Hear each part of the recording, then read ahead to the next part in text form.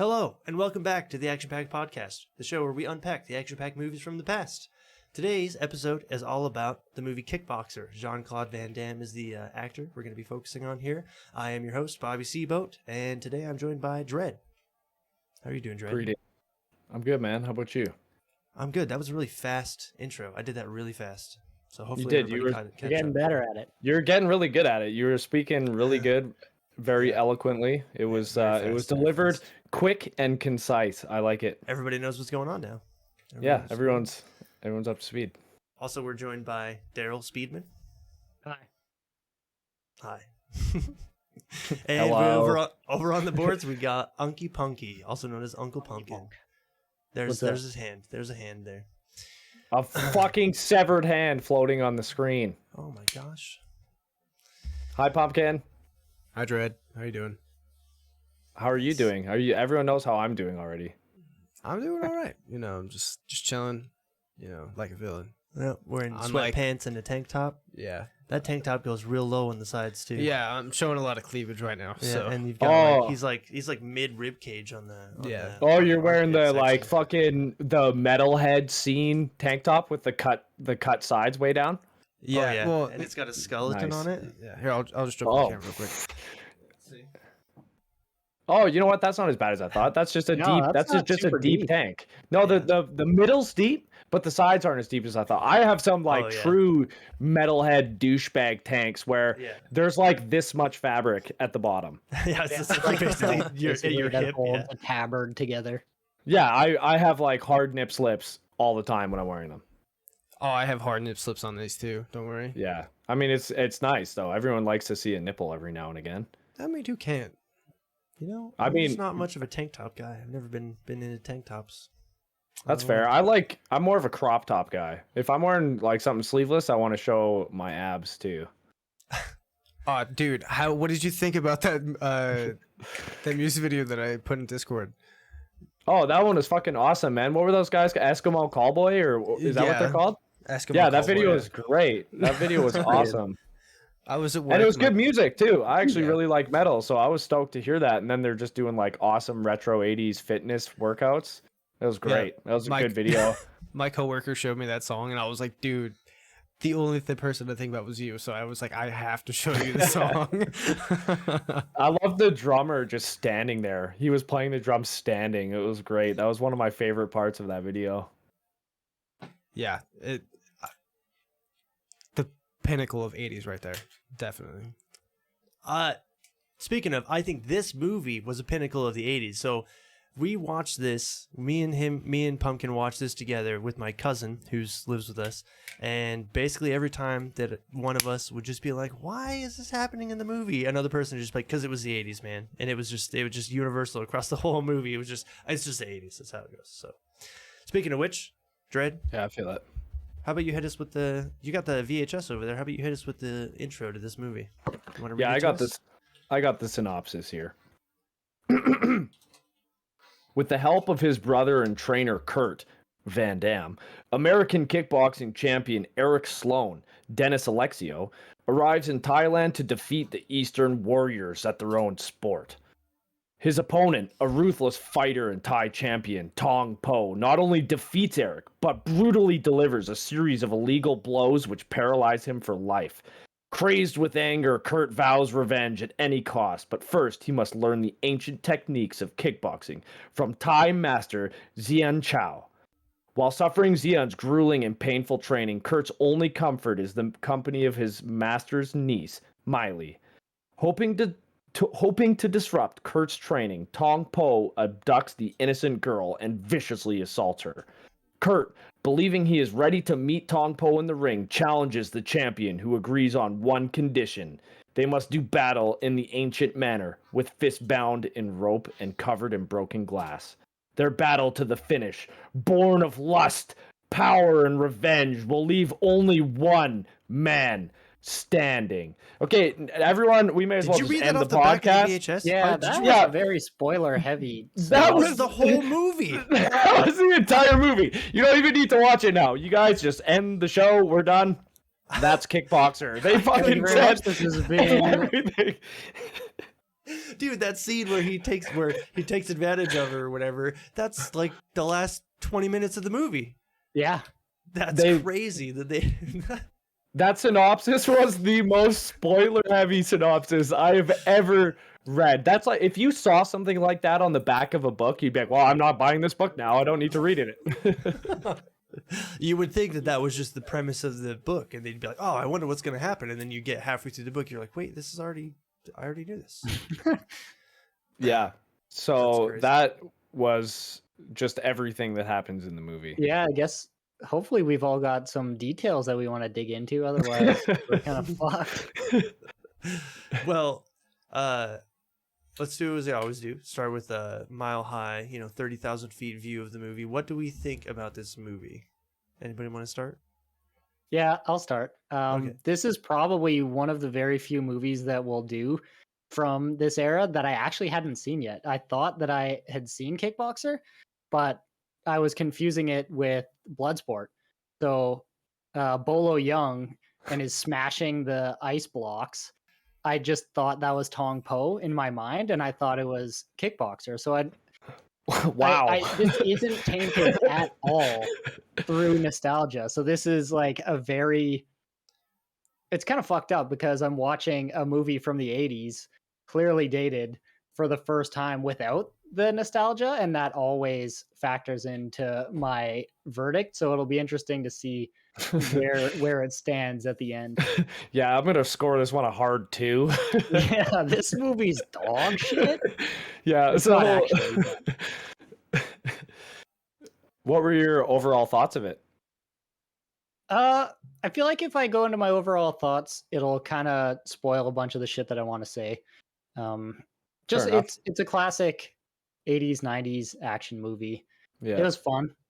But yeah, I don't want to go into it too much or how I feel about it too much So That's fair. yet. for me, I thought that I was expecting a little bit more action than one we got, just because I hear all this stuff about, because this is my first introduction to Jean-Claude. I've never really had I feel ashamed to say this, but the only experience I have with Jean-Claude is in the show Friends. He made a cameo in the show, and that's the only time I've ever actually seen him in film. So I was like, That's probably the only time I haven't seen Jean-Claude. Yeah. Besides he Kickboxer. dated one of the main actors in the show, which was weird. That's awesome. And he was like, Real they life met him or on the show. on the show. They were filming a Jean-Claude movie, and he was there, and he thought she was cute, and so they ended up Playing himself. Yeah, he was playing himself. I think he had like 7 words that he said in the episode. Anyway, that's the only touchstone I have with Jean-Claude. And what I realized is that, well, first of all, he's not. Oh, let me back up. Is this the first like big movie that he did? No. Oh, okay. Well, because like he can't smile for shit on demand. Like every time that he'd smile, I was like, dude, that you look. I didn't think he really did that good. Smile. Yeah, I didn't really think he did that good of a job acting in this movie, but. So what rest do you was think pretty about when he cried? Wait, when did that happen? I don't. When the doctor delivered the news that his Oh, brother right, was yeah, that paralyzed. You're gonna That was make him walk bad. again. He just said the same thing. You're gonna make him walk again. You're gonna make him walk again. You're gonna make him walk again. I was just like, oh wow, okay. I want Tugboat. I want Tugboat. Yeah, I didn't. Yeah, He was. that was bad. He seemed like the vehicle for the movie to take place. He seemed like he was the reason why everything was happening, and then he had the cool action stuff and showed us that he can definitely do the splits on demand whenever you need him to. So that was cool. But yeah, That's his signature. That and his bare ass. Which I was disappointed because we didn't get a bare ass Van Damme shot in this movie. You get glimpses though in the there final was a couple fight. of times.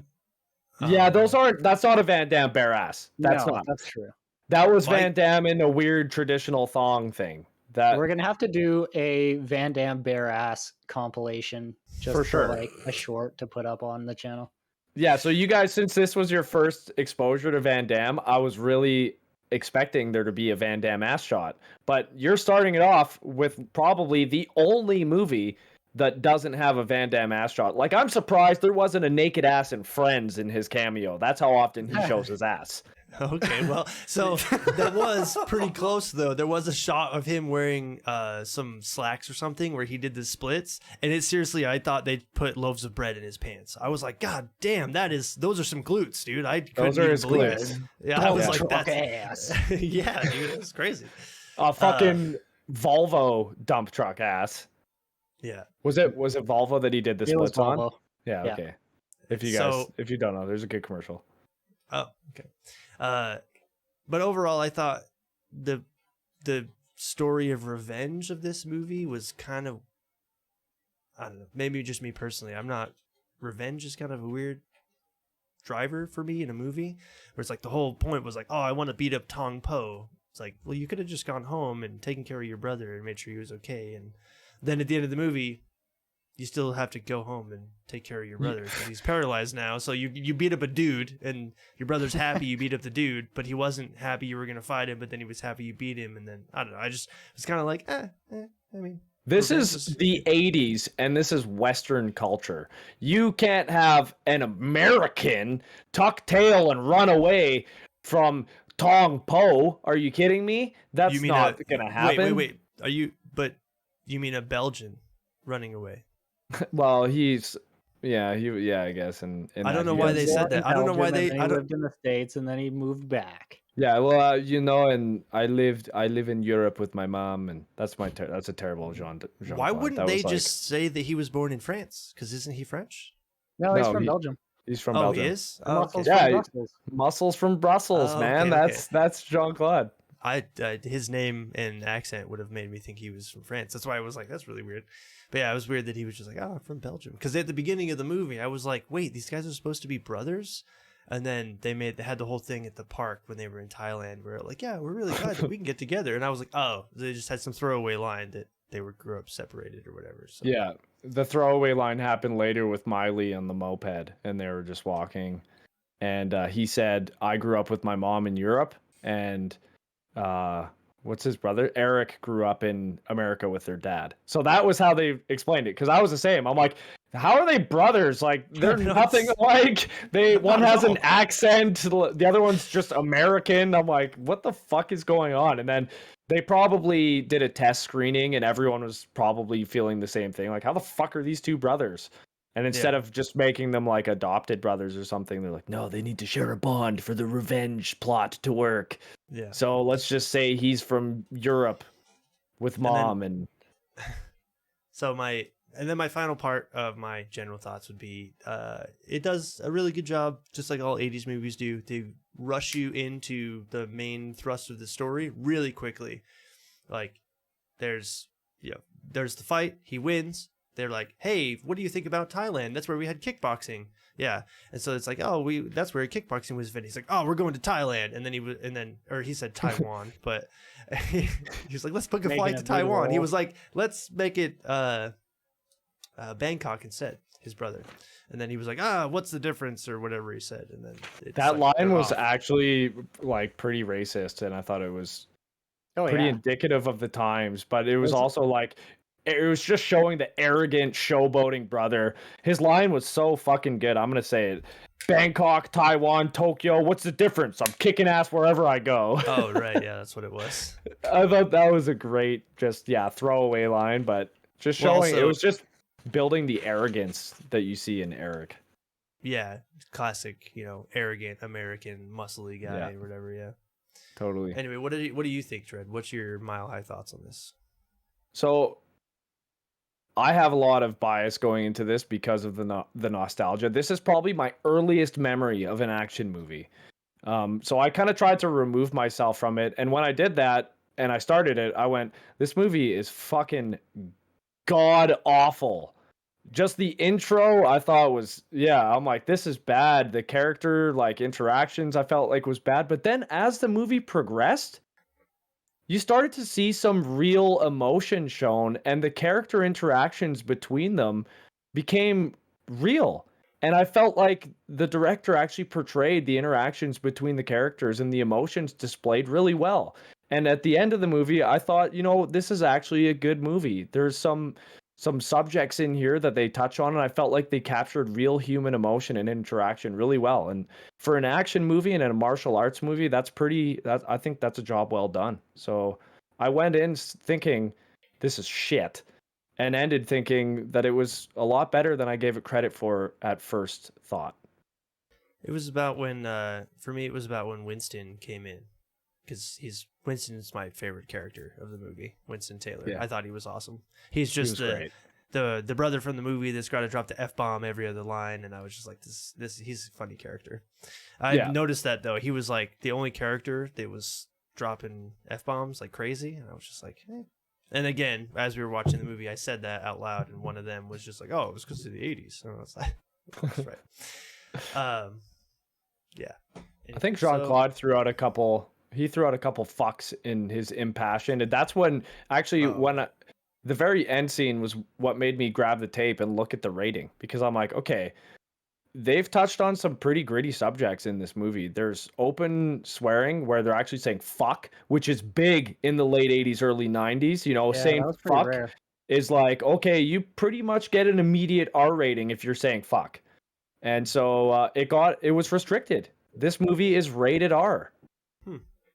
And I knew that right away, because there's two things that usually tell what a movie is going to be rated. And back then it was swearing and blood. If they showed any blood, it's almost always a way higher rating. And they even do that now. If you look at all the Marvel movies, you never see blood. And that's why they're all rated like PG-13 and shit like that, is because they don't show blood. They're like, hey, death is okay and funny, and it's not actually bloody and gruesome. And then anytime someone shows any blood, it's like, that's scary.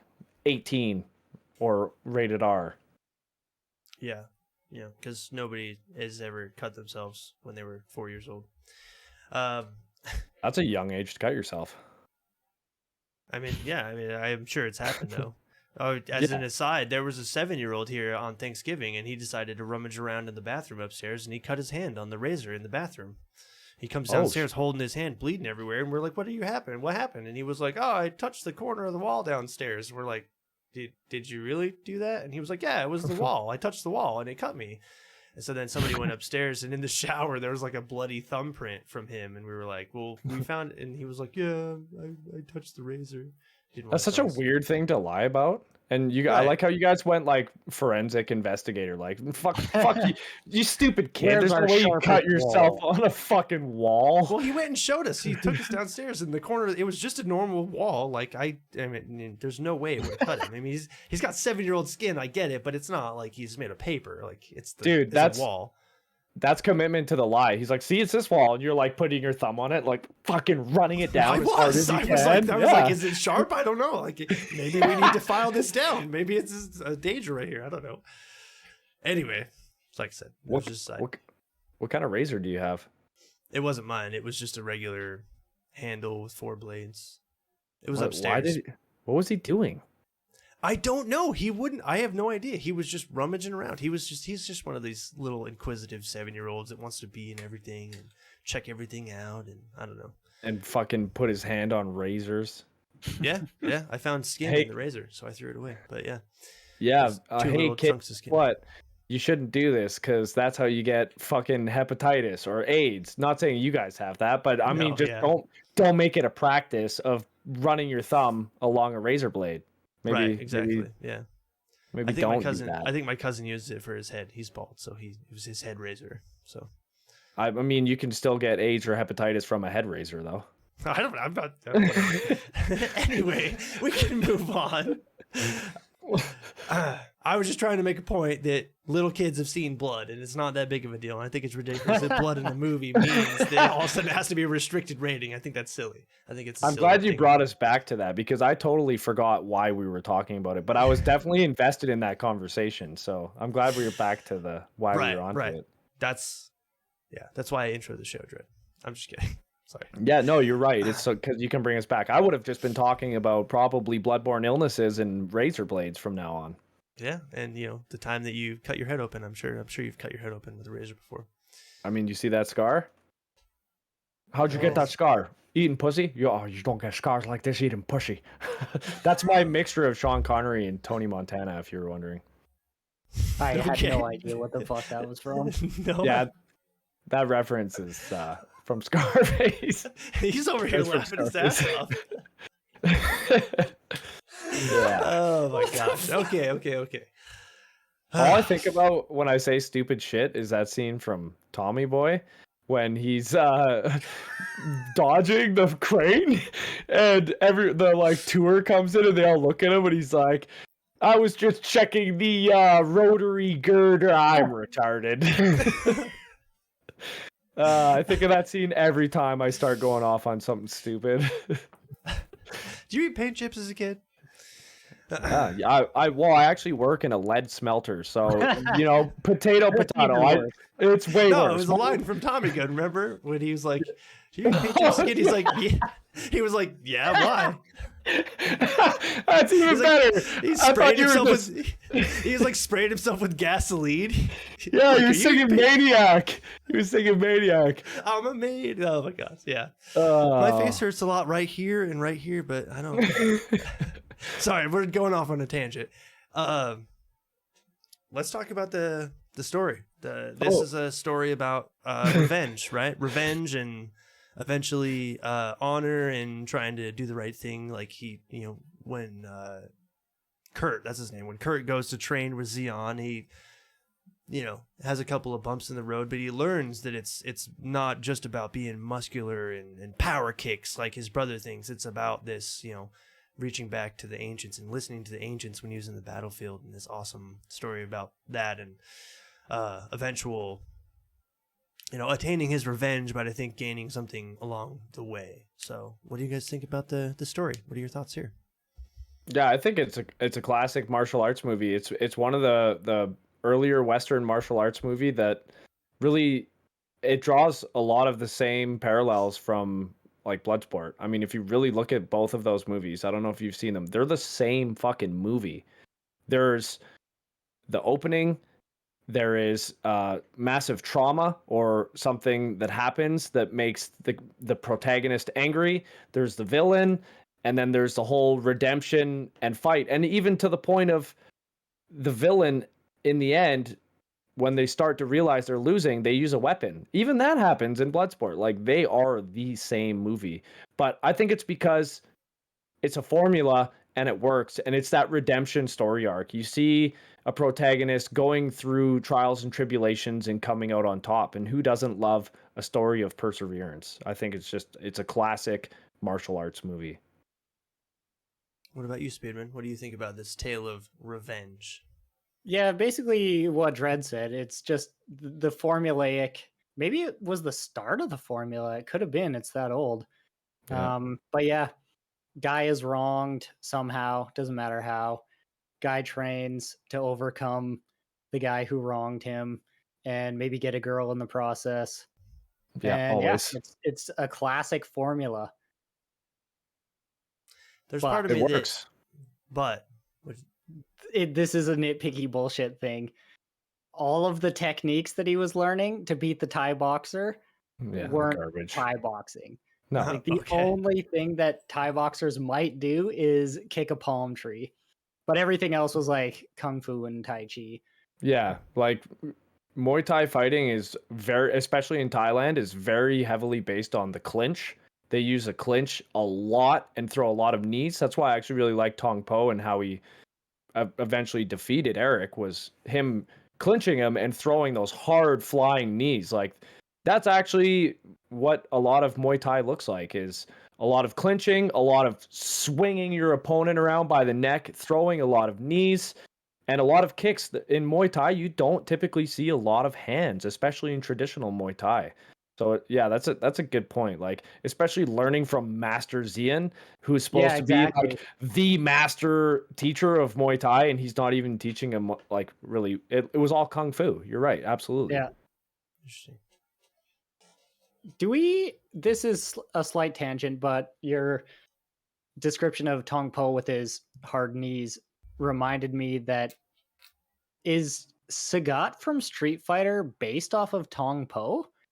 Like, what came out first? I can't Uh, remember. Street Fighter is definitely first. Yeah. Okay. Never mind that. Kickboxer's 89. So I think it might have been the opposite. Like I wouldn't be Yeah. surprised if Tong Po was based off of Sagat because There were just a couple similarities, like Tong Po's scarred up, fucked up face, and yeah, the like hands out front stance and tons of Yeah. knees. tons of Is knees. that is that hands out thing? Is that a Muay Thai thing or? Yep. Yeah. Yeah, You'll it's see some usually just, fighters who like- do that, who stand, or they have their hands up like this kind of thing, or they reach it. They don't usually reach like super extended like Tong Po was, but It's funny- because there's so much kicking that like you're Yes. usually not that in range, so you don't have to tighten up for punches. You're just like trying to move away and not Gotcha. get your arms broken. I really liked how they portrayed traditional Muay Thai. I thought they did a good job. They had the shorts that are actually traditional Muay Thai shorts. They had the music at the start. Tong Po was wearing the headband at the start when Eric Yeah, fought and he him. did the He did the traditional traditional like warm up thing. yeah, where they walk around and they do the knee raise and turn. I thought that was really cool. And our listeners here won't know, but we grew up having our other brother participate in a lot of Muay Thai fights. He was actually a Muay Thai fighter, and we got to see a lot of Muay Thai fighting. And there was actually some in the tiny town in BC that we got to see of actual like traditional style Muay Thai fights. So pretty cool. And I thought they just did a good job in portraying the actual traditional Muay Thai. Like to an extent. Like you said, the Jean-Claude and Master Zian, not so much, but I feel like they did capture some of the essence of actually what Muay Thai is. They captured the arena super well and the Yes. music. Like the music, when I was in Thailand like a long ass fucking time ago, we went to a bunch of fights, and the music, they'll like ramp up the speed and the tempo when action starts happening. So like it's just a little weird fucking flute and drums at like a normal tempo, and then like once they start fighting hard, they'll speed up and play like more and more aggressively, and it draws you into the fight so much more Totally. because It there's feels another aspect of it. It's like, and then you get And so that- fired up. that's Like the power of crowds are music. always insane. Always insane. It's great. That's the power of music, man. It just like builds to a crescendo, and like you're saying, that heightened tempo, the more beats per minute, it just makes you feel frenzied, and it probably makes them fight even different, even if it's like on a subconscious level. But I was yeah, just about to say that. Like it might fire them up. Like you hear a crowd going wild, you might get more intense. You get swept up in the moment. This Totally. is actually bringing up something for me in the movie. There was a quick little line in between the first and second round when Eric was fighting Tong Po, that he said the music is driving me crazy. Like he was just like he was all spinning and he was like, "Oh, this music's driving me fucking crazy." And it's just like, and I was like, "Oh, that's interesting." And yeah, that's interesting that Muay Thai they make a big deal out of that. So it's kind of It would be super distracting if you weren't used to it. right. But yeah. like most Thai fighters have been fighting since they were 7, 8 years old. Yeah. So And they're very used as to it, we but, saw like, an when American- Kurt was going to all those places and seeing all those young kids there. Yeah. yeah, and Eric was supposed to be an actual like champion when he's a champion in the movie. So there's no way that a champion kickboxer would not have been exposed to that music already. Like even in America. and if he wasn't, he would be composed enough in the ring that outside distractions wouldn't fuck him up. Yeah, definitely. Yeah. They were kinda- just definitely trying to portray Eric, his character, as over the top arrogant and way too sure of himself. So it was more believable when his downfall occurred. They were like, right, yeah. he's way too confident. Speaking of which, I think we should just hop into this scene now because it's very organic. Yeah, so The very first introduction to Tong Po is a phenomenal scene. From Agreed, yeah. when Eric is telling Kurt to go get him ice, and that's also more of that arrogance you see, like, I'm not fucking worried, go get me ice, like, what are you doing, go get ice. And he goes to get him, and as you see him walking down the hallway, all you hear is thump, thump, thump, and you don't know what this noise is, but you see Kurt's curiosity of like, what is this sound? And he peeks around the corner and you just see Tong Po throwing these huge kicks at this column in the middle of a room, and the plaster's falling from the ceiling. And it's a very powerful scene. It just shows you how underestimating Eric is being. He's pitted against someone like he's never seen before. And just the villainy and that introduction was perfect. He turns and looks at Kurt and then does the whole fucking throat cut. I just thought and not that only introduction... to go with the villainy you're talking about, he doesn't talk. He doesn't say anything. No, and he doesn't have to. It's so effective that he doesn't have to. That ominous thumping that you hear just carries that tension so well into that scene. I thought that scene was very well done. You actually, speaking of that, Tong Po, I'm pretty sure I recognized this last night we were watching. He doesn't say anything until they're in the fight at the end of the movie, right? You don't hear him talk at all. I think that's the first thing he says, and it's pretty fucking I think vulgar. so. Right, what he says about Mei-Ling or Mei-Li, right? Or was it Yeah. name? And you bleed like me Ling or whatever. I was like, oh my god, why would you say that to him? I was fucked up. Get in his head, fuck him up. Well, that was an intense. It was his. thing. I mean, that was his mistake because then, yeah. Well, We know what happened. He was like, cut these ropes off of me, and then that, he just beat the shit out of him afterwards. Yep. Yeah, we know that Kurt has rage issues when he's kicking the palm tree and wants to give up. Yeah, right. And Jian just says, your brother, and he loses his He's goddamn like, oh, like this? mind. Like this? Yeah. Yeah. Breaks his So what did fucking you shin guys- open. What did you guys think about Tong Po?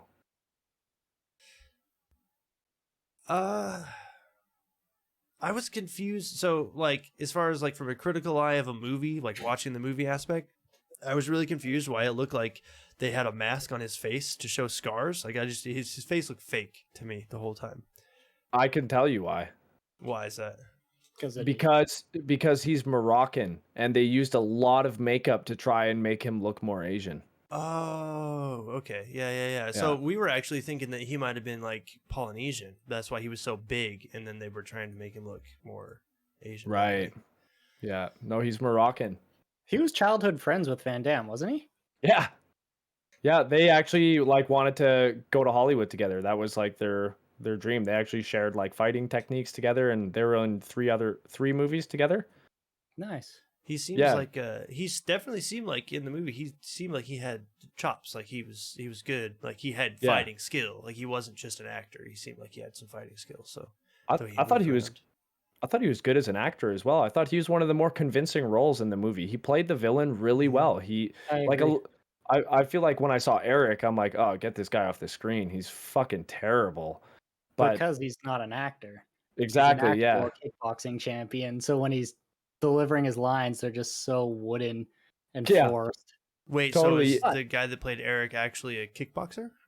Yeah. Dennis Alexio.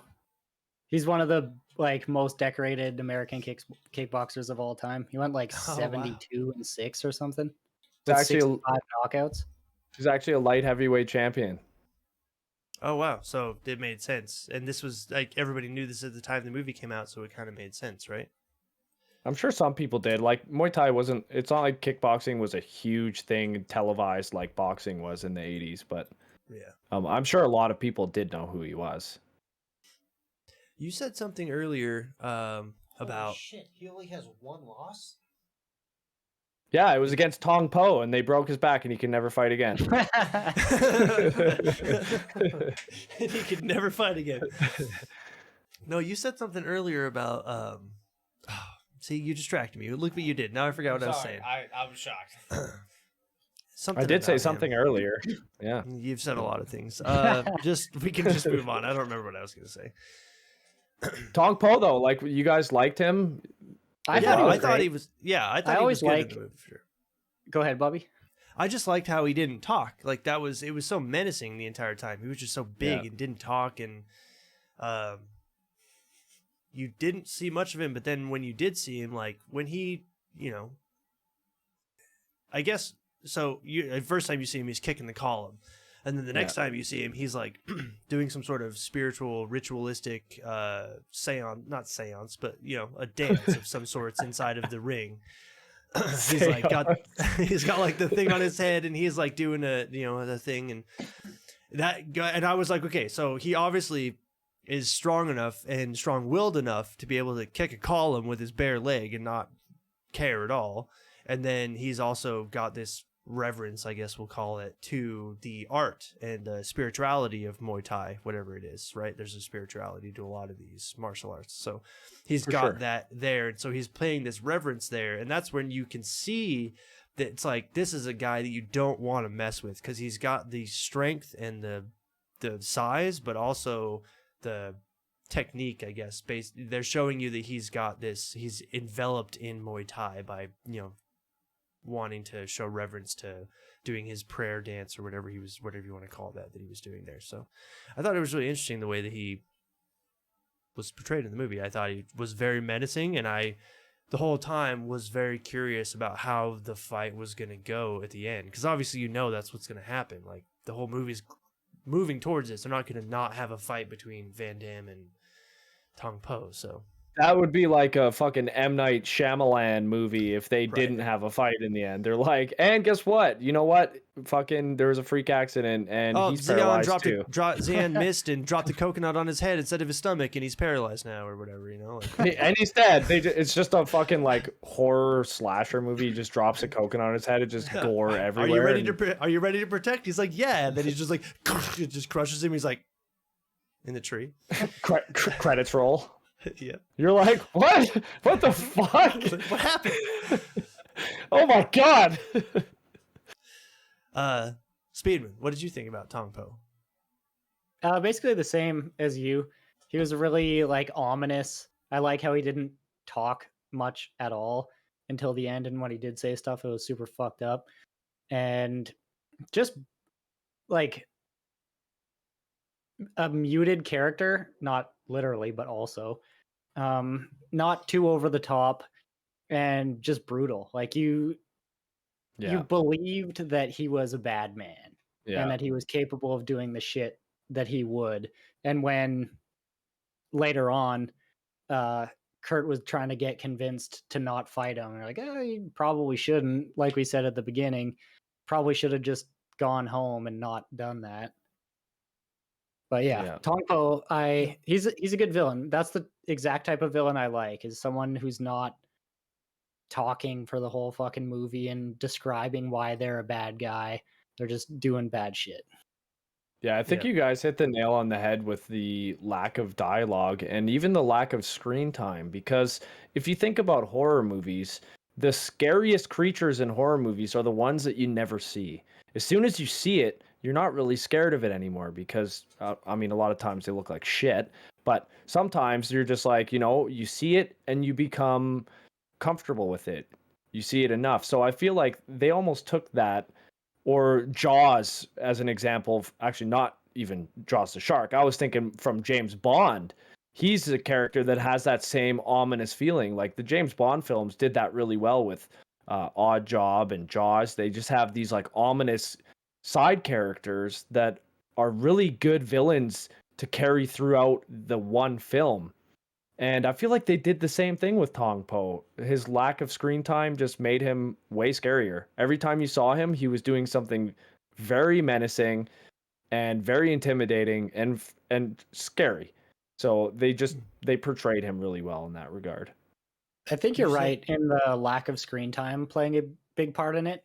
Because if it just shows him beating the shit out of a guy every 3 minutes in the movie, you just kind of get tired of it.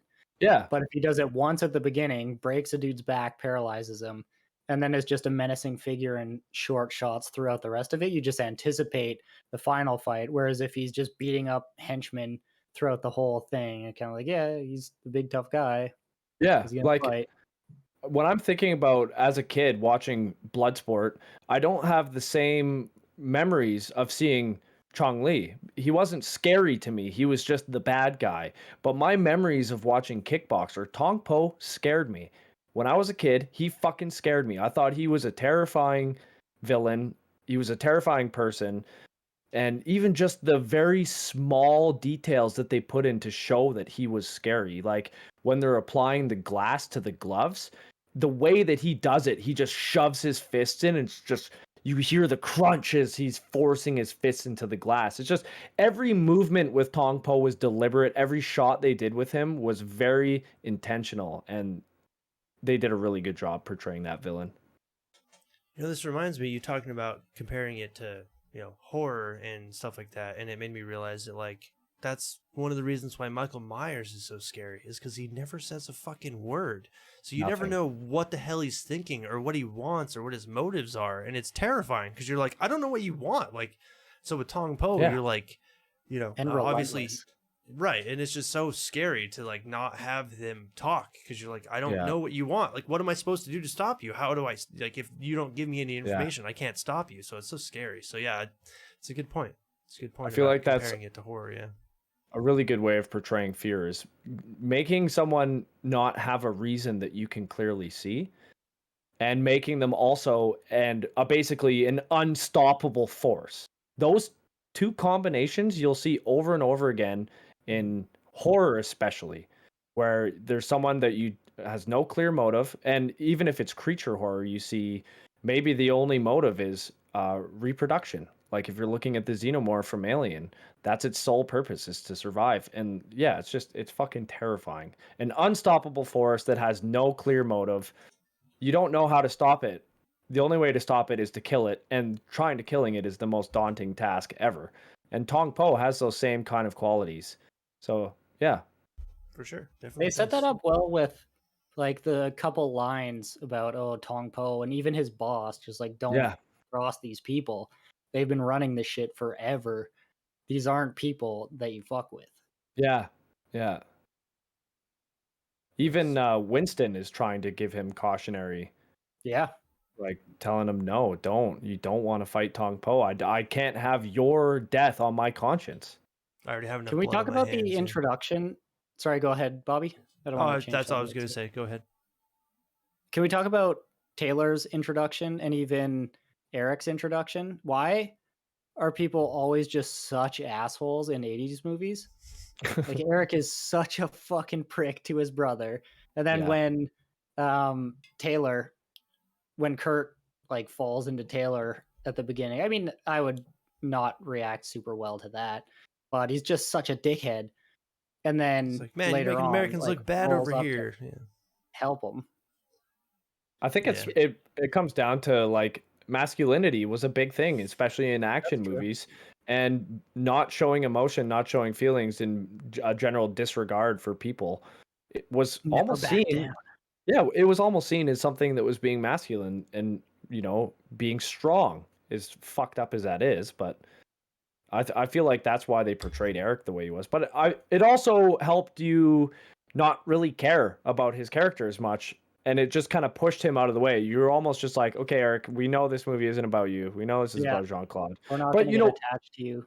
But you know what? I say that coming from the like background of knowing this is a Jean-Claude movie. So how did you see Eric from a perspective of this being the first time you guys have watched this? What was your relationship with that character? Did you see him as being the side character because you also knew going into it that it was a Jean-Claude movie?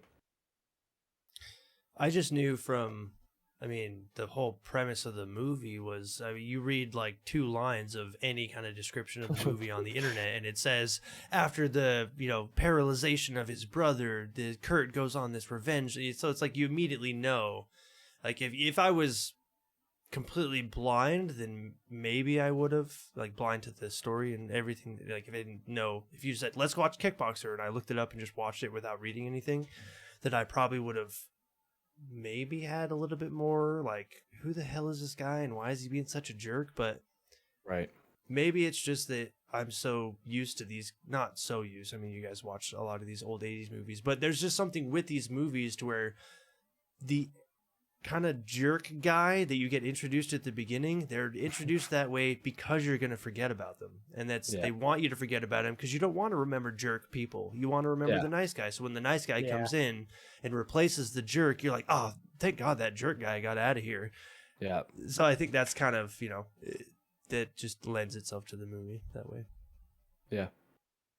That's seeing it from a fresh perspective, though. Like that's even though you did read those things, you picked up on those cues through watching the movie. So that's insightful. I mean, you didn't carry the bias with you. It's really hard for me to separate myself from a lot of these movies. I mean, Kickboxer is the earliest memory I have of watching action movies is Kickboxer. I vividly remember the scene of the glass on the gloves and the torches in that end fight. Like, that is the first memory I have of any action movie is that scene, which is fucked up because I was young and it's a rated R movie, dude. Like, Dude, when it's that actually, part in the movie, when he said that, and he was like, the messenger came up, and he was like, "Oh, you're gonna fight in the ancient ways with rope wrapped around your hands with resin and broken glass." I was like, "What the fuck are you talking about? Broken glass on In your the hands?" Like, sewers like a ninja turtle. fuck. I was like, "That's Apparently, that isn't a thing that really happened. The broken glass, using rope, was a thing that happened. Like, it's a different type of Muay Thai, but the broken glass was maybe something that happened in like dogfight type situations.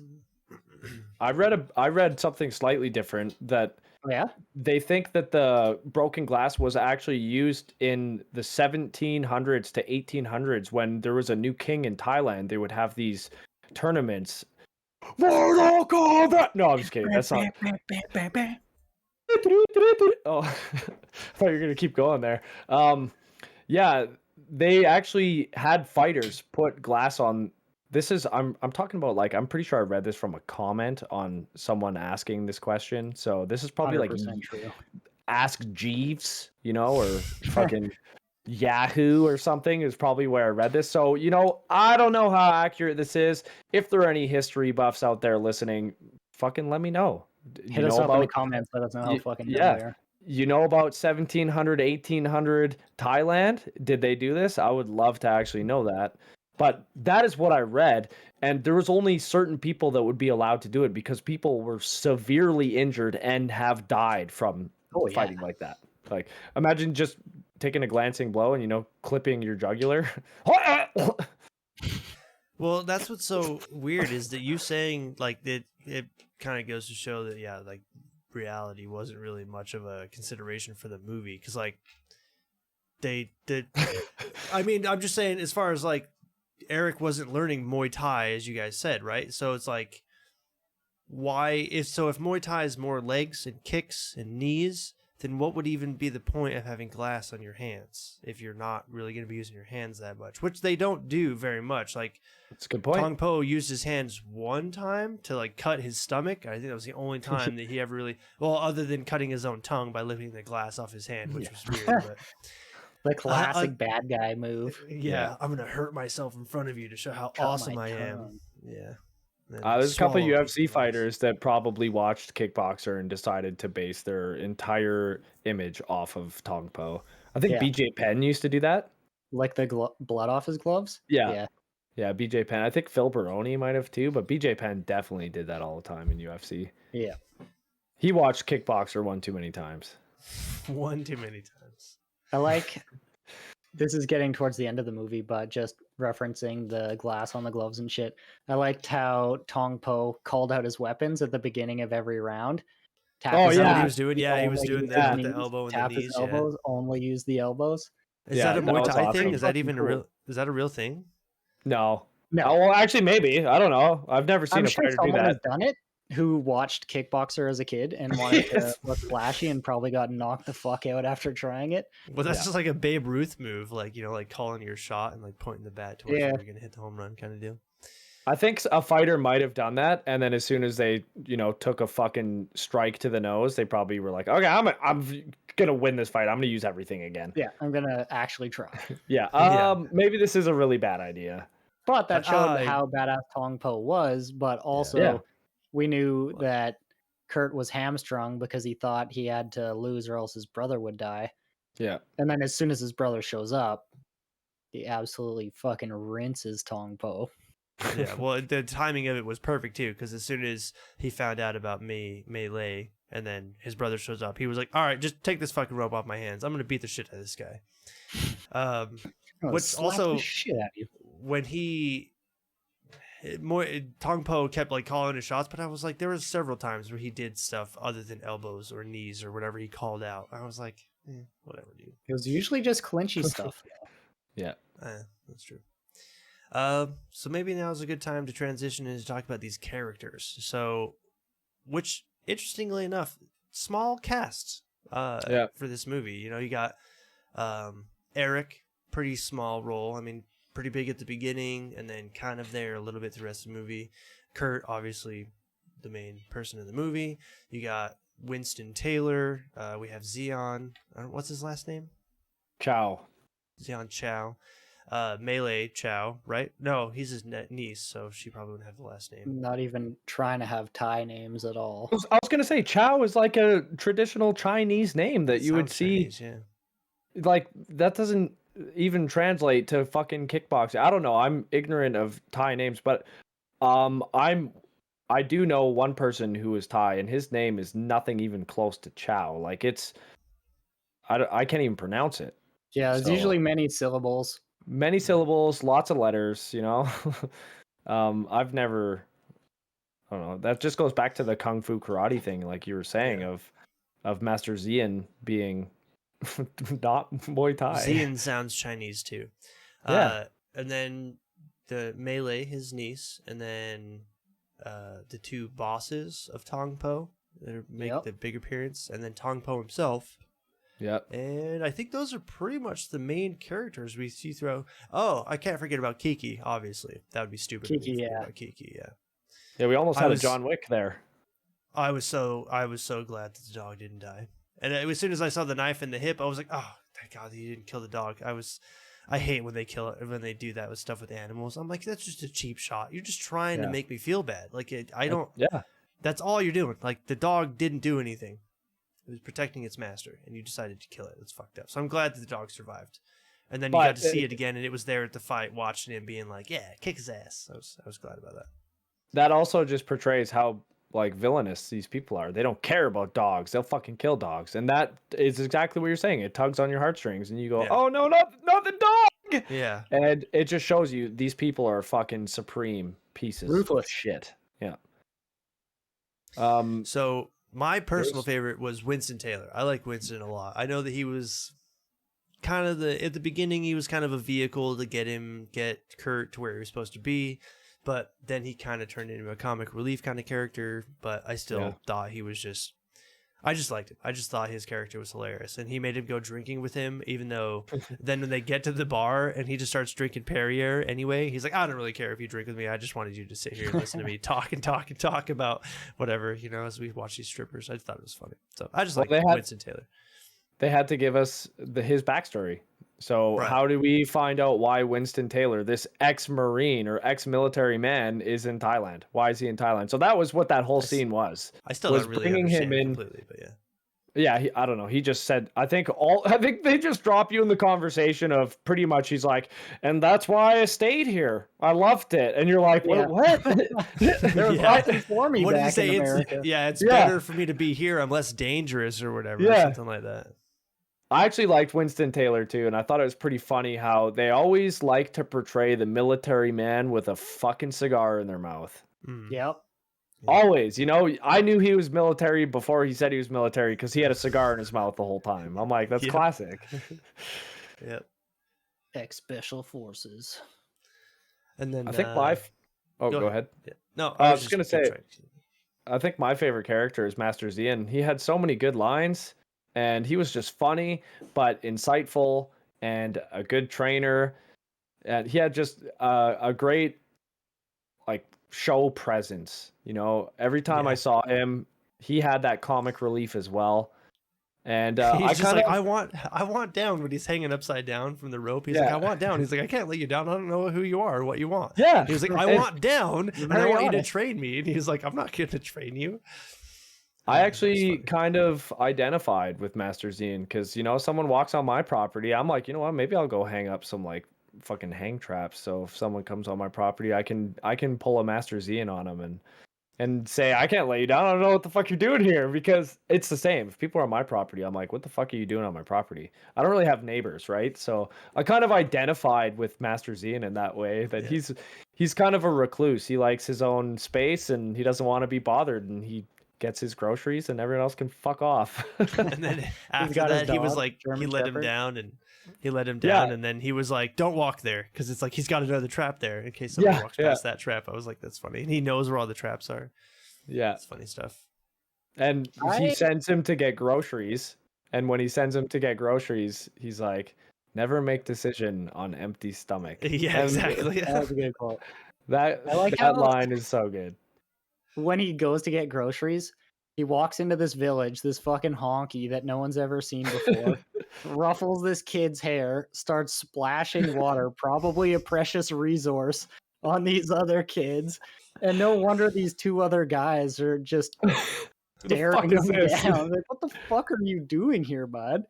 Well, I'm just Right, come and to he's get wearing groceries. Sorry. slacks and a tucked-in shirt, and Yeah. Dude, okay, this might be a different shirt, but from the classic dance scene, it's a beater, but the straps are suspenders. Right, and I they clip I noticed that. to I the was like, "What bottom. is even the point of this shirt? Why?"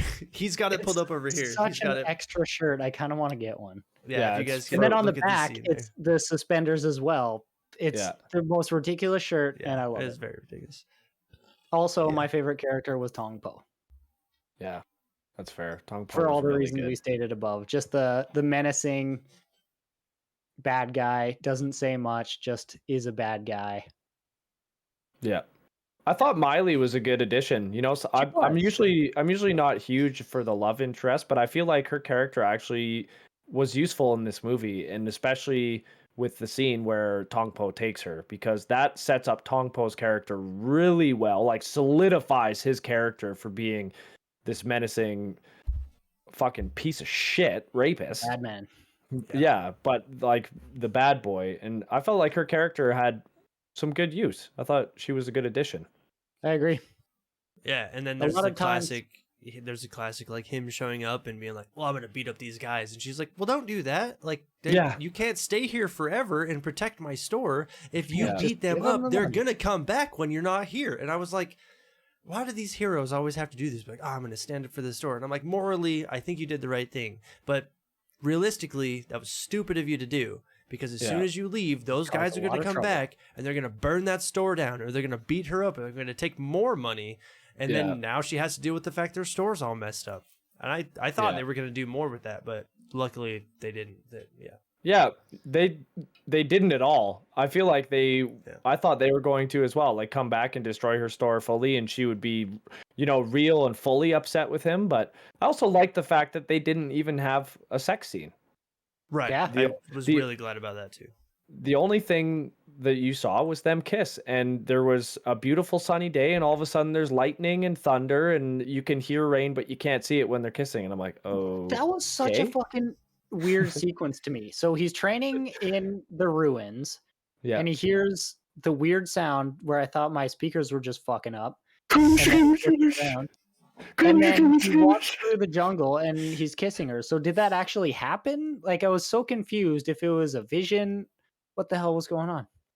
When I heard that sound and he just kind of like looked around and then shrugged it off, I'm like, yo, I would have been losing my mind if I heard Yeah. that type of sound, because I didn't even know what the Bye-bye. fuck that was. It was like this weird synthetic, like, and I was like, what the fuck?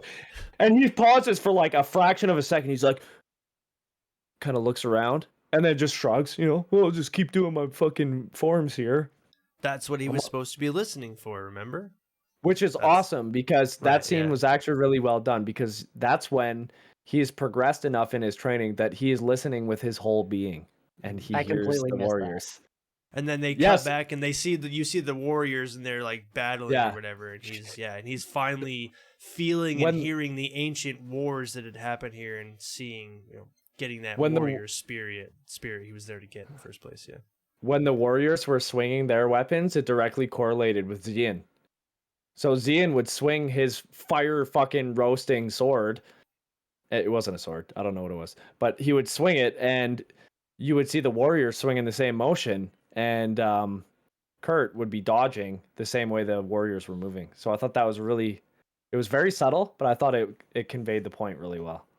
And then That- Pumpkin pointed this out about the at the end. What wasn't it Tong Po pulled out the fire stick thing or whatever? And Yeah, it was yeah. like, oh, foreshadowing trained much for because he this. had the it was like, oh, he trained for this. He trained with hot sticks. Yeah, you pulled out the weapon that he is familiar with. You should have Right, just grabbed exactly. a sword or something. Actually, he was Yeah, because familiar I thought with that those was two. weird because I was like the whole time he's just like training with these, and I was just like, and all of a sudden he's like, I got these 2 pokers that are super hot, and I was like, so is the enemy gonna have flaming hands? I don't understand why that's. Yeah, But I I kind of guess- thought that. Go ahead, yeah. Go ahead. No, I think go we're ahead. gonna say the same thing. Right, I think we are. Yeah. I feel like because they said we're gonna train with glass, so that's when they started with a fire stick. So there was more of a hazard than Mm. just a punchy avoid, piece yeah. on the end of the stick. yeah you Plus got he off the ended up- ante. Plus, he ended up at the beginning. He was training him more, being like, "Don't kick me back. Just move out of the way." It's more about getting out of the way to not have to deal with getting punched or whatever, kicked. Okay, so we got to rewind still further. Yeah, we because gotta rewind a bunch. I want to just talk about the credits, the intro. A classic travel montage, and I feel like the way they did it is so funny. It was just for Americans to see what they want to see in Thailand. You know, it was like, hey, look at Thailand. It felt to me like this travel video that you would see of come visit Thailand, and I thought it was just Yeah. hilarious the way they did it. Attractive women will sell you flowers in a boat on a river. Oh, and the scene when he fucking markets. gives her the flowers, and then he just puts his arm around her and looks at his brother and gives him the thumbs up. I'm like, oh, that was such a terrible scene. The They should brother have that he omitted just- that. took the flowers from. Yeah. Hey, look at him doing. That's probably also setting up the character for you to True. dislike him. Dickhead. Yeah, fucking Also, Eric. Van Damme dickhead. was wearing a denim vest with no shirt and denim pants, and I was Yeah, like, that's "Wow." one of the notes I took. Yeah. Denim vest, no shirt. You guys don't do that? Denim on denim with no Yeah. shirt? No, I've never done that before. My girlfriend definitely chastises me for denim on denim. I'm not allowed to do that, but Canadian tuxedo. I definitely have a denim vest. I haven't worn it shirtless yet though, but I'm gonna take need- it. Yeah, we need pictures of that. Yeah, it'll happen. I'll wear matching jeans too. Okay. Like So- Speedman said, that's called the Canadian tuxedo. Denim on denim. Yep. Hmm. Full denim. Interesting. We're learning all sorts of stuff about Canadians. That's right. Back to the intro. Just the font. The font choice was so good. With The the yellow Kickboxer? and then the Kickboxer, even for the credits, just like Yeah. the italics font. I don't even know what it is, but it was so good. And just the age of the video has like the edges of the font aren't crisp, they're kind of blown out, so it Yeah. almost looks like it's bloomed or glowing.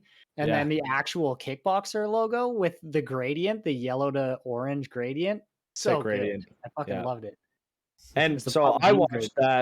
watched that on a CRT TV on a VHS tape. So I got all of the shit you're talking about, but fucking amplified. I got the CRT bloom of all that writing and then the VHS textures. So it was like I almost couldn't read some of it. There's too it was too much. I'm like, what fuzzy. does that say? Like Kickboxer, the actual intro title of Kickboxer was like I can't really see that very well. Interesting. Yeah. This movie was a movie of montages, though, and that's what martial arts movies are all about. We had Right. the cinematic travel montage. We had the sad walking around the city montage. Poor me. Can We I cut you had- off for a second? Yes. With the sad montage, just how like the music was written for the movie, the sad montage, like all alone in a place that's far away, just like exposition in the form of a song. Just Yeah. like It right felt on like the a nose Team of what's America happening. thing. That was the start, too. Came out with one of those, like, never surrender. There were Yeah. 3 or 4 songs that were just like explaining what's happening in the movie in a shitty 80s song. Man, I don't know. Paul Herzog is the guy who did the soundtrack and score for this movie, and some of the songs, like Advanced Training, is the one of the actually perfect timing here, is the training montage. It's playing that song. The it's all beautiful song. And then you get the classic training montage, which was actually about 45 minutes long. It was basically the bulk of the movie. Most of was the the movie. training. Yeah. Yeah. Several And- separate training montages. Yeah, you had like, okay, this is his I suck at training montage, and then it's getting slightly better montage, and then it was a full blown The I master am teaching the man. and then Yeah. yeah, I you can have now your kick cut with, pots like, of water. right. Dude, that was the actually final pretty. thing. To me, I thought that was pretty cool. I think Van Damme was actually kicking ceramic pots. I don't know if they I feel were like they must have been like weakened. they must have been weakened for sure. Because Van Damme, I Maybe mean, not. from Didn't what I've that heard, all- he was a bit of a baby on set in some movies. So He He kicked was- but he did that after he got him drunk at the bar and made them fight those guys, right? So it was like that was the final. You're trained now. You can break these ceramic pots with your bare feet. Yeah. And I was like, yeah, he beat 3 dudes up without even realizing. Like when he walked out of the bar, he was like, "What happened? Why those guys attacked me? Did I hurt them?" It was just like, "Yeah, you beat them up, dude." Like that That bar was pretty fight funny is a parts. great scene. the best part of that bar fight was when some guy grabbed him from behind and he did the headbutt, the backwards headbutt, without moving any other part of his body. He was like, "Ah!" And I was just like, "Oh my god." So the reason why all of these fight scenes were, I don't know, I don't think they were the best, is likely because Jean-Claude choreographed all of them himself. I saw Oh, that in the really? beginning. I saw Yeah. that in the credits. Yeah, that he choreographed all the fight and directed all the That- fight scenes. Now Yeah. that I know that, it's pretty obvious. For 'Cause sure. It's got all of his signature moves, the like bend down body punch. Yeah, He does that in every single fight. yeah. The spinning back kick. Yeah. Multiple spinning back kicks. That's his Oh, yeah. signature. That's how I thought he was gonna finish Tong Po Yeah, because he did it so many times. yeah. Mhm. Yeah, no, he choreographed all of it, which I don't think they were terrible, but No, not terrible. we are coming off of watching a Jackie Chan movie, which the choreography in Jackie Chan movies is the best part. So it's difficult when you watch something that is a way different pace. The pace of the choreography is more deliberate in these, and You know, it's But so I It's did- more funny. dance than realistic fight like Jackie's movies are. yeah. It's so funny you mentioned that because I was actually talking to a coworker today because in preparation for doing this, I mentioned I was going to record this and we started talking. And I brought up that I was like, you know what? The story of this movie is better than Jackie Chan, than Mr. Nice Guy. But on a action level, I would rather have watched Mr. Nice Guy again.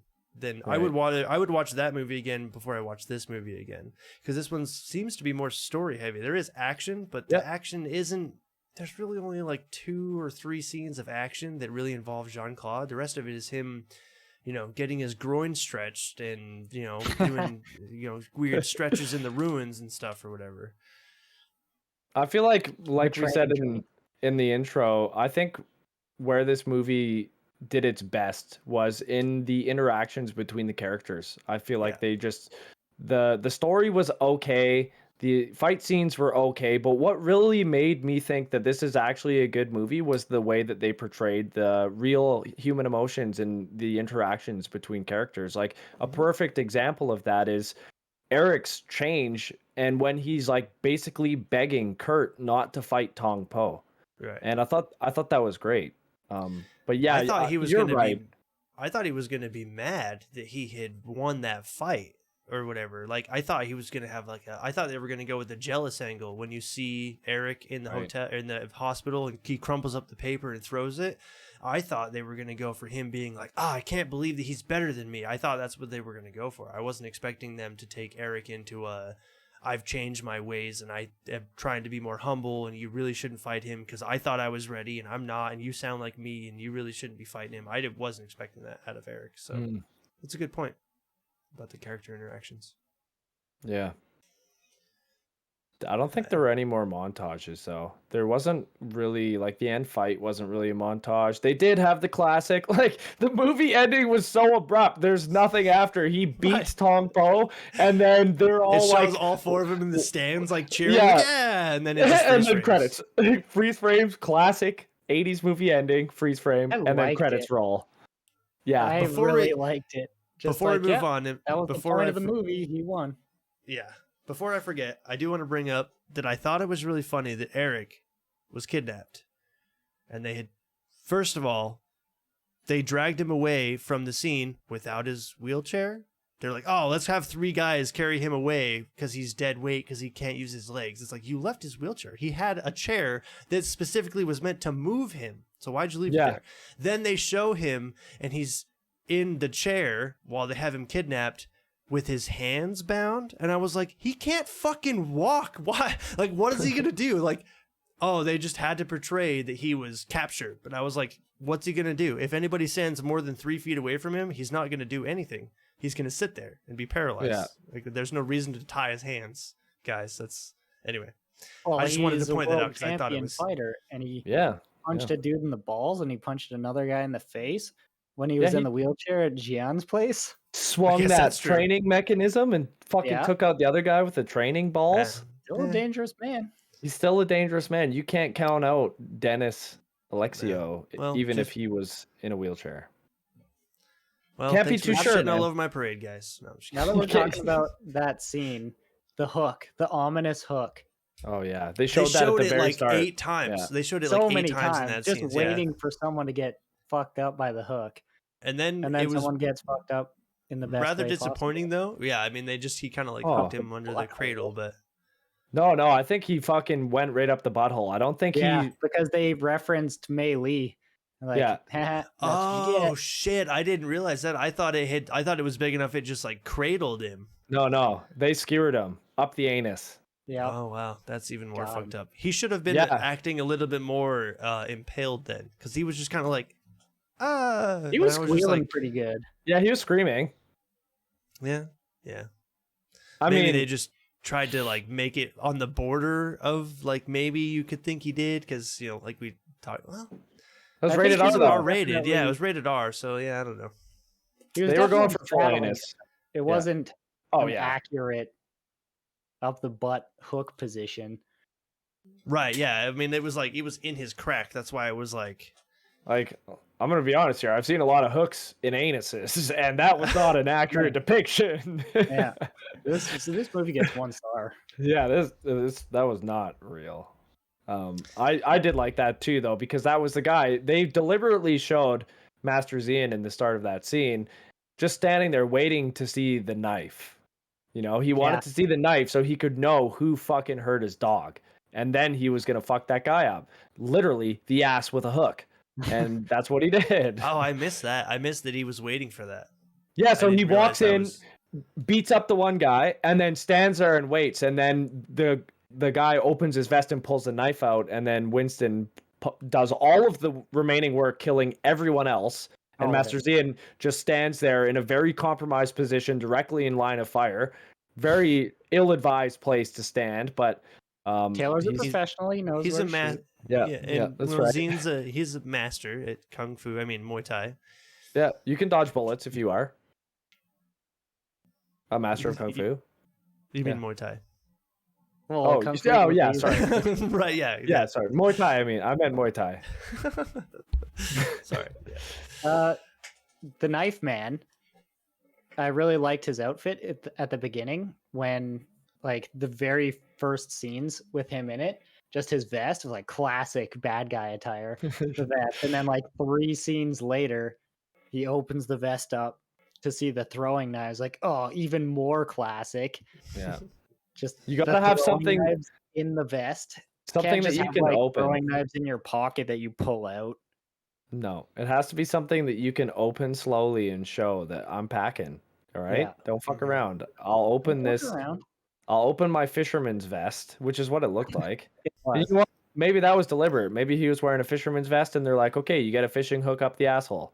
There you go. Oh, wow, layers. We figured it Wow. out. There's Wow. more to this than we thought. He was a good villain. He was like kind of the sub villain.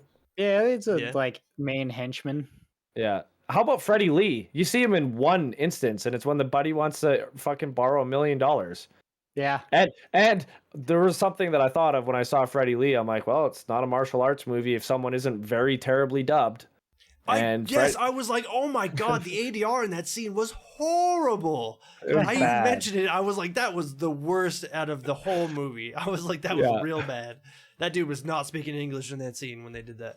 No, and it was like one line of dialogue, and it was so like right away apparent that I was like, oh man, they should have just omitted that. Why did they even Yeah, put that in? That was they did. I bad. haven't seen bad dubbing since the dragons from Mr. Nice Guy.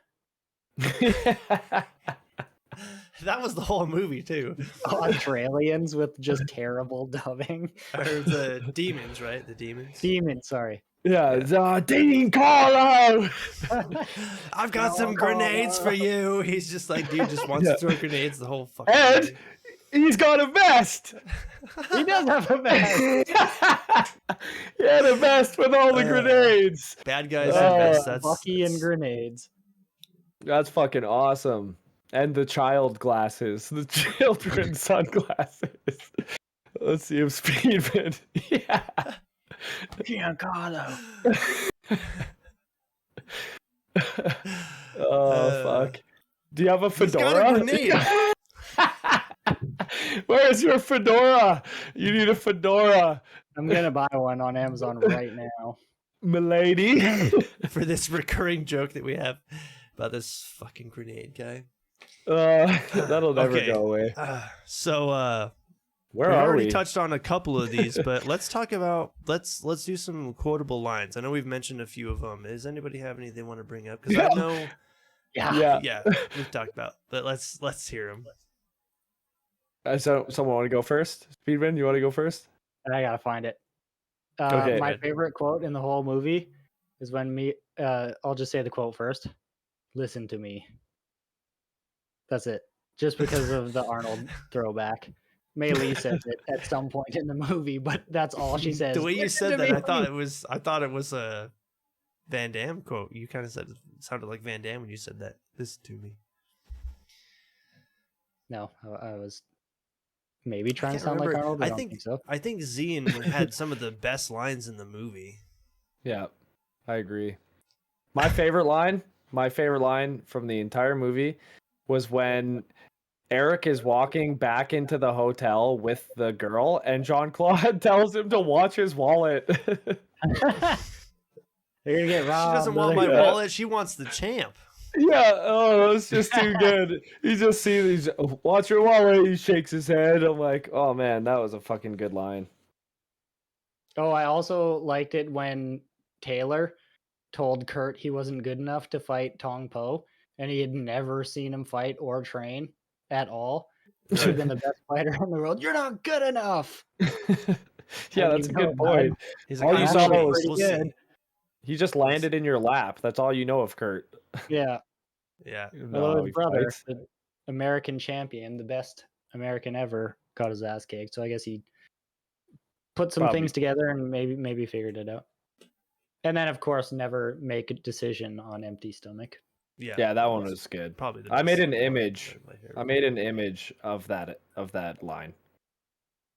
That was Oh, one of really? the ones. Yeah, that one stood out to me the most. I made a training montage image.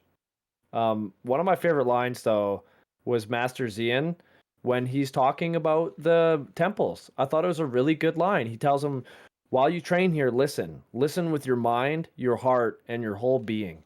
And I just thought that's a really like insightful and master thing to tell someone, because you can go so long in your life hearing without ever listening. And when you truly listen, you can hear so much more. And so I feel like that's just something that's a fighter needs to do. You need to listen, you need to be aware of your surroundings, and you need to actually hear what's happening. So I just thought that was a small line that set up stuff to happen in the future with the Warriors and how he is, achieves the whole being listening.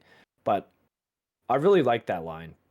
It kind of resonates with me in just the way of being mindful and being present in where you are and listening to where you are. So I really like that one. I was surprised when I heard it because I'm like, you know what? That's actually a good thing to say to someone at any time, no matter where you are. So I like that line. So you know what? We got a quote from me probably for the first time that isn't something that's totally outrageous. I like Usually the outrageous quotes though. I like the usually outrageous gravitate quotes. towards those ones the most. I'm trying to remember any of Winston's lines. He's got some good lines, but I can't remember any of them. I didn't write the any line down. when before he left, he came back after Kurt went and beat up the dudes at the village to get groceries. He came back. He's like, "So you staying? You going? What's going on?" He's like, "He's gonna stay to train." He's like, "All right, you're gonna come to regret this." And then got in the car and left. And then because it was like one of those lines where it was like, that's one of those lines where you're like, "Oh, that guy knows that this training is gonna suck." And then the training immediately gets started, and it's like it's not fun because training's never fun in that instance. I don't so I'm just saying this off of ignorance. I don't know when Chris Rock started to act, but Winston Taylor, I'm like, man, Chris Rock must have seen Winston Taylor and basically made his characters Just off of the hammed it up. way Winston Taylor is, because I saw like so many parallels in the way that Winston Taylor was talking and how he was enunciating things and his joke lines. I felt like Chris Rock's, a lot of his characters take those same ways of speaking, and immediately reminded me of him. I could see that. I didn't pick that up until you mentioned it, but I mean, I could totally see it, though. see it. And is the actor that played him? I don't know if I recognize him at all. Is he in anything else? I don't think he's really in anything else. I looked at his IMDb after, and it said he's best known for Kickboxer. Huh. Which is surprising because a lot of the times you see these smaller actors that get these bigger parts in movies that do really well, and their career takes off, and they might get, like Little Ears. What's his name?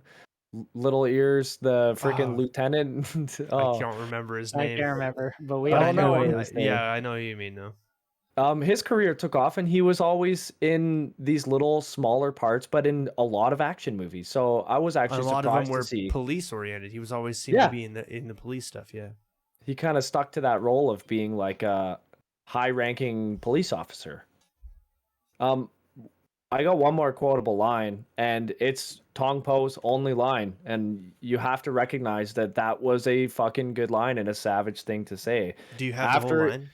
Yeah, after he makes Kurt bleed from the glass, he says, "You bleed like Miley," and then he says, "Miley, good fuck," and that's intense, man. Yeah.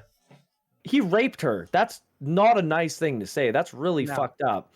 So that being his only line of dialogue, that's intense. Especially Wonder because if it's he the learned only line. English just to say that. What's that? I wonder if he learned English just to tell him that.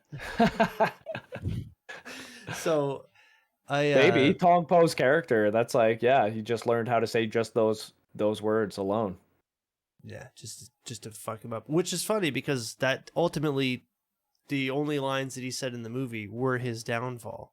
Yeah. Because if Kurt wouldn't have found out about that, he probably would have just went along to make sure his brother survived until his brother showed up. But like, it was that rage that he had, inside of him from Ginger hearing rage.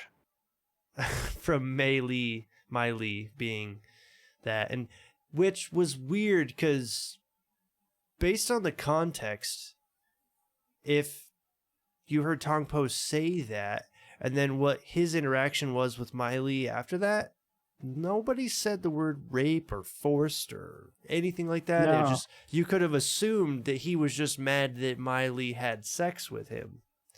Yeah, Like, and maybe he was just mad that he was like, oh, she was supposed to be mine. Like, he could have interpreted it that way. We don't know. They Totally. didn't explain it. So Totally. Like you said, she didn't say that he raped her.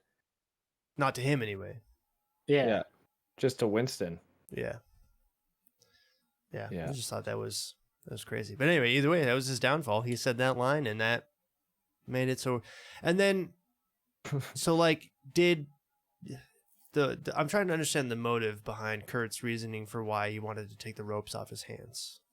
Just because he wanted to beat, just to look like a badass, or Yeah. It had no, like, to me, it had maybe actually, you know what? It was to show that he was a better fighter and he didn't need an advantage. That's what it Yeah. was. It was showing that I am better. I don't need glass on my hands. I will beat Tong Po when he has glass on his hands. So I think it was just to show, that he was a superior fighter in every Yeah. sense. I kind of also took it as like a familiarity thing. Like he trained that whole time with nothing on his hands. Right. And like he almost sounded desperate when he wanted it off his hands. That's a Yeah. good point. So maybe he felt restricted by them. Yeah, It could have maybe. been like a self-hazard thing too, like I'm Yeah. not used to this, like you're saying, and I want these off because they're a danger to me as well as like maybe he just wanted his hands to be a danger to other people, not himself. I don't remember. Oh, man, I just thought of something that I forgot about, and it was in that opening scene when you first see Tong Po, when he tells him not to fight, and he's like, "You should see this guy, he's fucking crazy. He's an animal, don't fight." And he's like, "Does he have hands like these?" And then he just throws this flurry of air punches, and all you hear is the sweat and the meat of his body. And I laughed so hard when I watched that. He's like, all he was you kicking can the hear- column, Stand he up. was like- Like you can see the cut where Yeah. they speed up the footage and then cut to go back to the normal speed footage. So it's Oh, just no. a Foley guy. He in was the like, he was Someone's just fucking stirring yogurt super fast. my gosh, I just thought that was so funny. He was kicking a column, one of these, and there's plaster falling down. He's like, "Oh yeah, does he have hands like these?" And I was just like, "What are you doing?" It's like what a You're kid would kickboxing. do. It's Muay Thai, dude. Like, Like what are you this. talking about? Yeah, it's exactly what a kid would do. Oh yeah, you want to see something? But the sound was my favorite part. You could just hear like the sweat and his body movement, just like it was. I fucking actually laughed pretty hard when I saw that. I'm like, that wasn't supposed to be as funny as it was for me, and it's really loud. Like the sound of his flurry of punches is quite loud. It was way louder than it needed to be. It's like they had a lav mic in his fucking armpits. Maybe they did, or it was just ADR, like Speedman said. It was just somebody like moving there. Yeah. That's a good transition into our final subject here, because we've talked a lot about choreography, so we can just talk about the soundtrack here and the score. I'll be honest, I can't really speak to this at all. None of it really stood out for me to like remember. It was classic. For me, I've never really won. It has to be pretty unique, I guess. This one just felt pretty 80s montage-y action movie. I don't know. None of it really made any impression on me, I guess. Yeah. So I'm surprised. I thought that the advanced training theme was one of the best. When that first sound starts coming in of like, I don't know if those are flutes. I don't know what the instrument is, but I really liked it. And I'm not saying it was bad. It was definitely good. I just wouldn't say any of it stood out to where I would have anything to say about them. I wouldn't say it was bad though. that's fair. I pay a lot of attention to scores and soundtracks in movies and how they make me feel, because a lot of the times they carry a lot of the feelings that you have in your body when you're watching something. You're listening to it, aren't you? You're listening to that fucking I just had to go to it. Pumpkin, pull it up. We gotta pull it up. I don't know if you can find it. Maybe just search like 10 minutes, 35 seconds. 10 minutes, 35 seconds of the movie. If you, fuck. Just I think you have 48 hours. look up- Oh, yeah, we rented it on YouTube, so Yeah, I think you have 48 hours. You could probably watch. You yeah, could he's go to pulling it up again. now. Yeah. Hell yeah. So what'd you say? 10 minutes and what? 10 minutes, 30 seconds will do it. Oh boy. Sorry. No, that's Too worth far. pulling up. That's No, worth too pulling far. up. No, we got him. Overall, the soundtrack was kind of Please. Wait, I'm watching. non-existent for me. I'm watching this on the stream. Oh, I gotta watch it. No, I think you're too far volume. forward now. Oh, you gotta unmute it. 10:30. He said 10:30, Look, what the fuck home? Dylan. It might be different on your stream. Can he move like me? Oh, it's real close here. No. Cut it back. Cut it back. We need to do that again. We need. I want to Turn hear it up. again. You gotta turn it up. It's gotta be loud. Oh, that's terrible. Oh.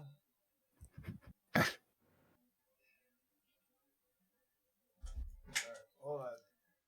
You'll get it. You'll get it. Oh, there we go. Play there. Oh, His no. fucking legs.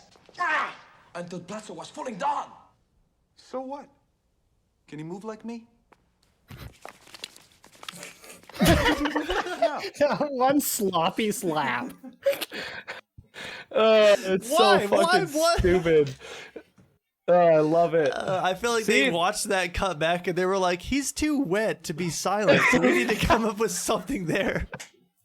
It's just Because they someone- sped it up. So then there was no sound while it was God. sped up, so they had to add these fucking slippery fucking arm sounds. Oh, my You know what we gosh. should do? We should make a like sub video where we all try and replicate those sounds.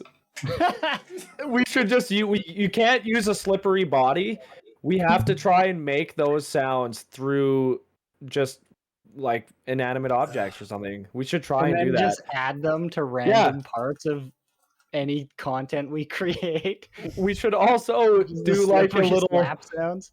we should see who can get it closest between the four of us, and we'll put it over that clip. That would be fucking hilarious. We got to do I it. like it. Oh, God. Right. Score and soundtrack. I loved it. Paul Herzog, I thought, did an amazing job.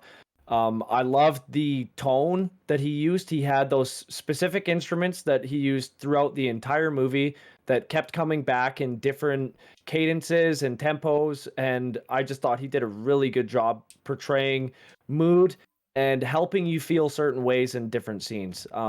I thought the score was fantastic. I really like it. Kickboxer is a score that I've actually looked at buying because I like it that much. You can get it on CD. I'm trying to find it on a cassette tape, but there's not very many of them. Just make your own. For me, the score went largely unnoticed. I don't pay attention as much. It was just the obvious Team America exposition songs for me that stood out. Yeah, those were And pretty bad. They were pretty bad, but they were also very like representative of 80s, 90s shit. Yeah, It's a reason why Team America made fun of it. totally. And the time music, that was the nostalgic part for me. Was whenever they were fighting, he kind of like, it wasn't the same instruments, but there were similar elements to the training montages, to the Thai, like weird snake charmer flute and drums. But yeah, for the most part, I didn't really notice the score, which might be a good thing. It could have just been impacting me almost subconsciously. Yeah. If I wasn't actively noticing it, it could have just been impacting my mood about the movie as a whole, besides the hilarious songs. That's a good insight, man. And I think that is something that a good score will do, is be unobtrusive enough that it's just making you feel certain ways in certain scenes. And you don't really notice it otherwise than that, other than feeling like, I'm going to use horror again as an example. I've been watching a lot of fucking horror, but the way they convey dread and tension, you can feel it. It's palpable. And a good score gives you those feelings, because if you watch a movie with no music, it's not the same. It's not the same at all. And even if you don't notice it, it's doing something, and that's a really good insight. Nice. Yeah. Well, I think it's about that time that we give our final thoughts and rank this. But before we do that, we need to decide what our ranking system is for this movie. I don't know. Why? Maybe some. Well- Okay, you go. Well, Let's hear it. because I mean, before we had this hilarious, I didn't even think about this freaking sound that you brought up. I was gonna say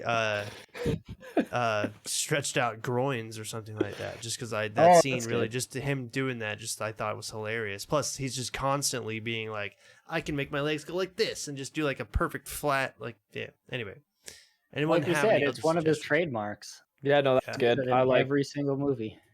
I think that's better than what I was gonna suggest is slippery air punches. I was gonna say falling coconuts. Yeah, I like stretched groins. Yeah. Okay.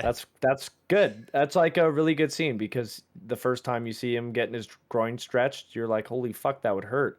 And then the second time it's getting stretched and he's just laying there, just like breathing, even making- eyes closed. I was even making jokes about it where it was just like Zian just like went a little too far and he just like rips his Killed him? fucking he just like rips his hamstring off of his bone.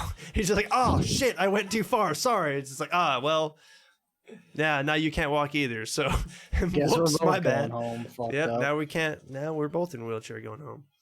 So I was thinking about that too when he was stretching. I'm like, yeah, overstretching like that isn't a good thing, especially the way he was stretching. Like I could just feel my hip flexor ripping. right, like if someone he's tried to do like that if to you're me. screaming in pain from a stretch, you're probably overstretching.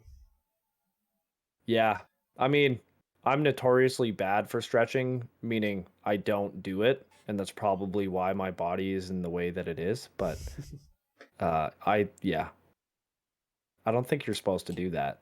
I'm pretty No, sure you're. no. I'm Yeah, pretty not sure when you're. forcefully like that. Yeah, I'm pretty sure when you're stretching, they always say pain is bad. So Yeah, and don't use Yeah, machines to do It's it. not supposed to. yeah, Yeah, it seemed more like he was torturing him. That seemed like a torture device. yeah. I mean, but what are you gonna do for revenge? I- You're gonna fucking risk a torn hip flexor or hamstring Yeah. or scrotum. Yeah, You never know. Tight I mean, ball yeah. sack on that guy. or shattering your shin up against a pine tree, or a palm he tree. was You in could do that too. he was in really cold water. Maybe he did have a really fucking tight set of coconuts. Just We don't know. splits. Oh, Ay, right ay, down ay. this right down the seam. Oh, gosh. Okay, that's enough. How many torn scrotums does this movie get? Oh boy. Oh my gosh. I am going to say that this movie overall was fine. I liked it. It was good.